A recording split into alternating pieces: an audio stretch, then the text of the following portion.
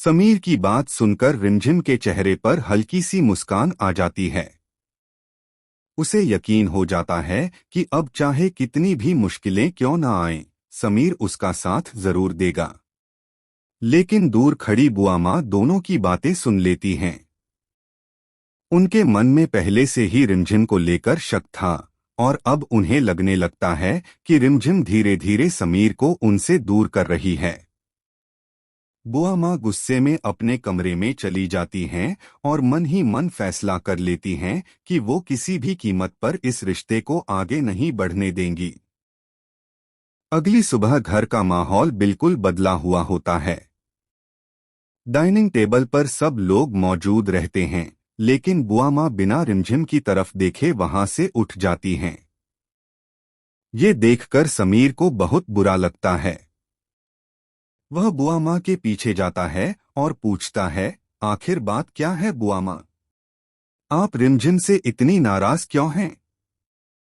बुआ माँ गुस्से में कहती हैं, क्योंकि मैं लोगों की असलियत पहचानती हूँ समीर। रिमझिम जैसी लड़कियां पहले भरोसा जीतती हैं और फिर रिश्तों को तोड़ देती हैं। समीर तुरंत जवाब देता है, नहीं बुआ माँ, आप रिमझिम को गलत समझ रही हैं। वो सिर्फ इस परिवार का हिस्सा बनना चाहती है। तभी दूसरी तरफ रिमझिम ये सारी बातें सुन लेती है। उसकी आंखों में आंसू आ जाते हैं, लेकिन वह मन ही मन ठान लेती है कि चाहे कुछ भी हो जाए, वो बुआ माँ का दिल जीत कर ही रहेगी। समीर की बात सुनकर रिमझिम के चेहरे पर हल्की सी मुस्कान आ जाती है। उसे यकीन हो जाता है कि अब चाहे कितनी भी मुश्किलें क्यों न आएं, समीर उसका साथ जरूर देगा। लेकिन दूर खड़ी बुआ माँ दोनों की बातें सुन लेती हैं।